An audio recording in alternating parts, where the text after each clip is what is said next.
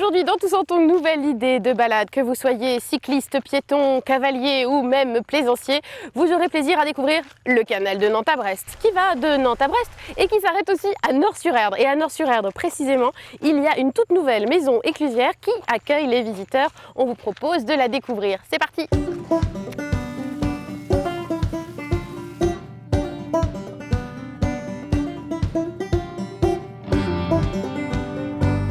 Alors Yveline, vous voyagez à bord du Cap-Vert. Cap-Vert. Voilà, quel est le trajet que vous faites? Le canal de Nantes, on est allé jusqu'à Redon. On a encore une escale ce soir et on repart demain après-midi. Alors qu'en avez-vous pensé de cette traversée? J'ai trouvé ça génial. Déjà, ça fait la deuxième fois que je le fais et c'est vraiment c'est super intéressant. Et pour les résidentes, c'est super bien. Ça leur fait vraiment passer un super bon moment. Ça leur montre autre chose, quoi. Ouais. Les paysages vous ont plu? Ouais, c'est très beau, c'est bien fleuri, c'est propre. Non, il n'y a que du positif. Honnêtement, que du positif. Et alors là, vous venez de faire une petite halte aussi dans cette maison éclusière, c'était appréciable? Oui, parce que on a décidé avec deux collègues de faire un petit peu de marche à pied aussi, parce que rester assise tout le temps, on s'entasse. Donc entre deux écluses, vous avez fait le chemin à pied? Le chemin à pied, ouais.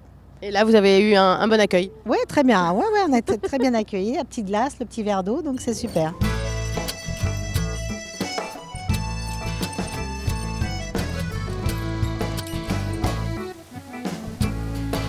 Alors on vient de croiser Nathalie, une plaisancière belge qui ne voyage pas à pied. Non, pas à pied, en bateau bien entendu, sur le canal Nantes à Brest. Enfin pour le moment plutôt d'ailleurs, de Brest à Nantes. Dans l'autre sens. Exactement.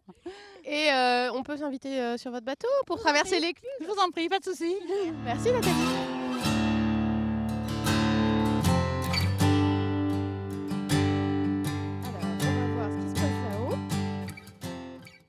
Le poste de commande, c'est là qu'on va piloter. Attention Denis, c'est moi qui pilote. Alors c'est quoi les petites techniques à connaître pour piloter un bateau sur un canal? Surtout pas se presser. Ça c'est la base, ne pas se presser, y aller à son aise et en général ça passe. On voit un petit panneau avec un point vert, là ça veut dire quoi? Alors le panneau avec le point vert, en fait à chaque entrée d'écluse va indiquer s'il y a un éclusier à l'intérieur. Donc vert c'est qu'il y a un éclusier, bleu il n'y a pas d'éclusier, c'est en libre service, il va falloir manœuvrer nous-mêmes, et rouge l'écluse est fermée. Normalement ce soir on va jusque Sucé-sur-Erdre et puis demain normalement on doit faire une petite escale à Nantes avant d'aller rendre le bateau à Nort-sur-Erdre. Vous allez pouvoir venir nous faire un bisou à Nantes demain. Excellente idée, pas de problème, on se revoit demain à Nantes.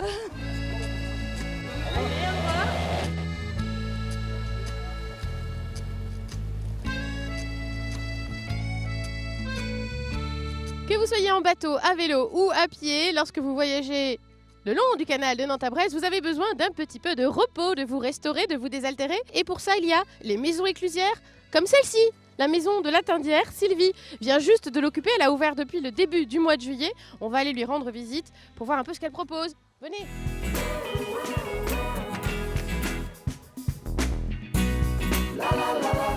Nous sommes avec Sylvie, la tenancière, on peut dire ça comme ça, de la maison de la Tindière, non? Le vrai mot. Voilà, c'est le bon vocabulaire. Voilà. Donc ça fait pas très longtemps que vous êtes installée dans cette maison éclusière. Racontez-nous un peu comment vous êtes arrivée ici. En fait, j'ai répondu à un appel à projet il y a maintenant 2 mois, un appel à projet qui est sorti au niveau du département en février. Et du coup, j'ai été retenue pour cet appel et je suis arrivée le 4 juillet où j'ai ouvert la maison. Alors c'était une maison qui était complètement à l'abandon avant, et alors vous l'avez complètement restaurée et vous offrez des services aux cyclotouristes qui passent. Exactement, en fait, c'est le département qui a rénové la maison et moi, je ne suis que locataire. En fait, je loue au département cette maison et j'y ai créé ma micro-entreprise. Du coup, je propose des petits goûters et des boissons aux cyclotouristes principalement et les personnes aussi qui se baladent dans le secteur de la région.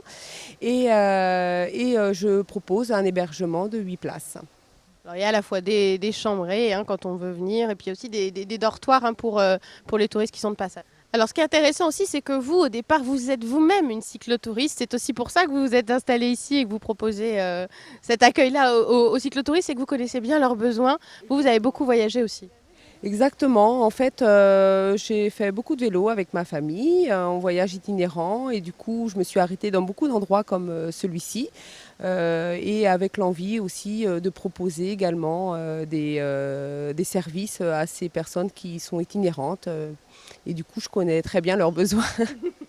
Quels sont les besoins des cyclotouristes alors justement? À part le massage des mollets. Bah ça, ils se débrouillent entre eux, hein, je propose pas ça encore.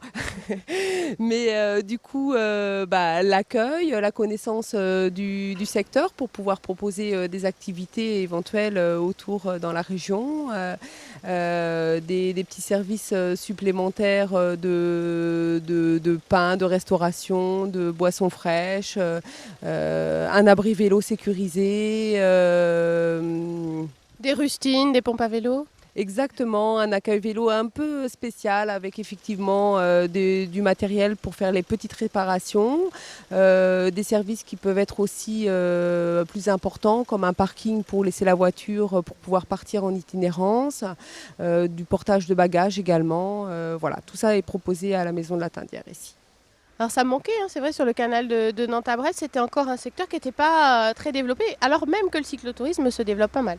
C'est ça, en fait, il y a eu la Vélodyssée il y a quelques années qui s'est mise en place avec la route qui part de Roscoff, enfin en France en tous les cas, de Roscoff à Hendaye. Et puis bah, le canal sur cette portion en fait est un peu inhabité. Enfin, il n'y a pas beaucoup de possibilités de se restaurer et de loger vraiment sur le bord. Donc c'est pour ça que voilà, mon projet portait sur la restauration et sur l'hébergement. Et je pense qu'il y a vraiment un besoin et ça fait beaucoup plaisir en tous les cas aux cyclotouristes de s'arrêter puisqu'entre Nantes finalement et Blain, il n'y a aucun arrêt possible en dehors de cet endroit. Donc vous êtes leur nouvelle oasis à tous ces voyageurs. Exactement. Et il y en a eu beaucoup depuis votre arrivée, depuis le 4 juillet. Ça commence le passage? Oui, tout à fait, ça commence avec des familles. Hier, tout à l'heure, des familles sont passées. Hier soir, une famille allait vraiment au centre Bretagne, sont restés dormir. Avant-hier aussi, donc ça démarre bien. Voilà, bah, longue vie à la Tindière alors. Exactement. Merci beaucoup.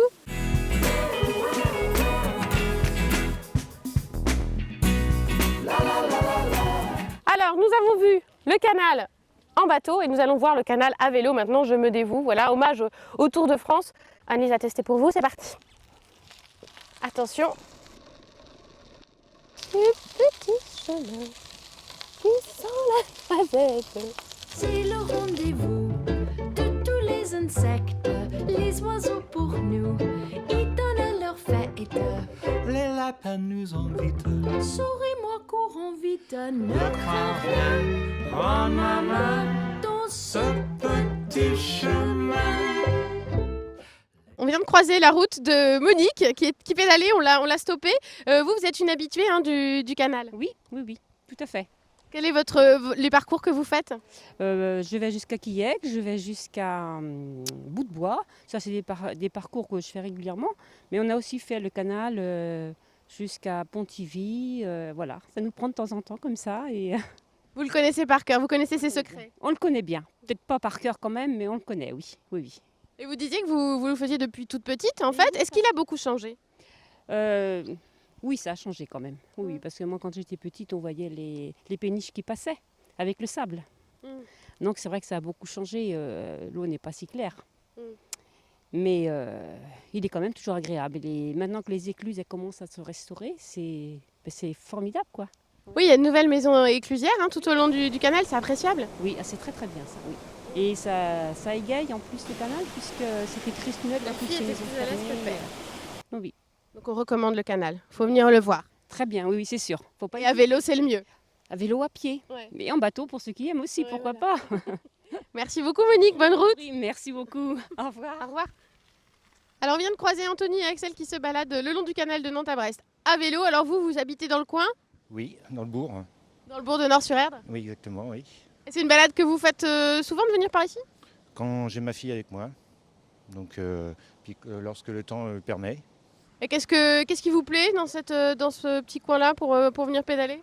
Ah, le calme et c'est plat surtout.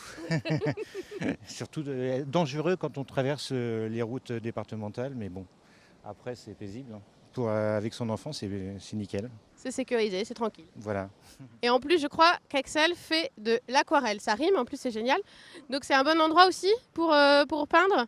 Bah oui, avec mon père, on l'avait déjà fait la première fois. On avait fait une écluse, mais là, je ne l'ai pas dans mon carnet. Et là, qu'est-ce que tu as envie de dessiner aujourd'hui ? Tout à l'heure, on a croisé 2 maisons et des petits ponts. Et la prochaine fois, je viendrai les dessiner. Il y a pas mal aussi de fleurs, de papillons, ça peut être inspirant. Bah oui, mais ils bougent, les papillons, ils bougent tout le temps. Donc. C'est vrai, nous aussi, on n'arrive pas à les filmer, alors c'est trop compliqué. Merci. Et toi, tu l'aimes bien aussi, la balade le long du canal ? Oui. À vélo ? Ouais. C'est mieux quand il fait moins chaud. Ouais, là, il fait trop chaud, on transpire. Bon, bah, bonne balade, bonne continuation. Merci.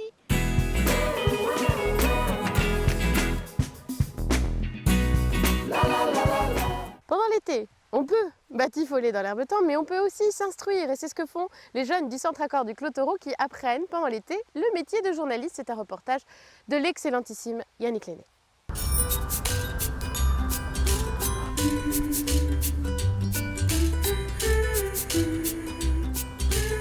Séance de henné, soins du visage, coiffure, massage ou manucure. Ce mercredi après-midi, au centre de loisirs du Clotoro à Nantes, atelier bien-être. Mais pas seulement, les ados sont invités également à s'initier aux médias. L'idée, c'est de jouer les journalistes, c'est de se mettre dans la peau vraiment d'un reporter, un reporter qui va narrer un petit peu ce que font les copains. Les copains qui sont souvent en train de s'amuser sur des activités très variées. Alors ça peut être comme ici au Clotoro, une activité autour du bien-être, relooking. Tous participent à leur façon donc sur ces témoignages. Mathilde, en tant que professionnelle, prodigue ses conseils. Donc tu vas prendre le micro. Alors l'idée, c'est de ne pas le mettre trop près de ton visage, sinon ça sature. Ensuite, il faut se lancer. Vous voyez ici...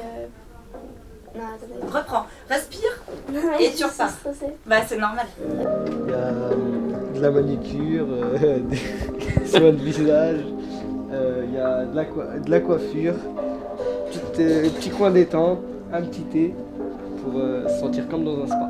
Il y a toujours un petit stress qui fait que voilà, soit tu vas parler trop vite, ou soit tu vas bégayer, ou soit le micro tu vas mal le tenir. Voilà, il y a plusieurs choses qui font que voilà, t'es pas habitué. Du henné, quoi. C'est vrai que ça donne une autre vision un peu du métier de journalisme. Ils sont beaucoup sur Internet, donc sur les réseaux sociaux, tout ça. Et c'est vrai qu'on leur explique aussi qu'il y a beaucoup d'informations, mais il faut vérifier. Et ça, je pense qu'ils commencent à en prendre conscience et c'est une bonne chose. On s'est rendu compte, tout simplement, qu'en leur faisant faire eux-mêmes cette information, en la fabriquant, en ayant les outils fondamentaux, eh bien, ça permet un décryptage et peut-être aussi une autre approche sur le journalisme en général et les médias qui vont les informer plus tard. Articles, photos, vidéos, interviews, les différentes contributions sont regroupées dans un blog, un véritable journal de bord des activités estivales de l'Accord, comme un album souvenir des vacances 2016.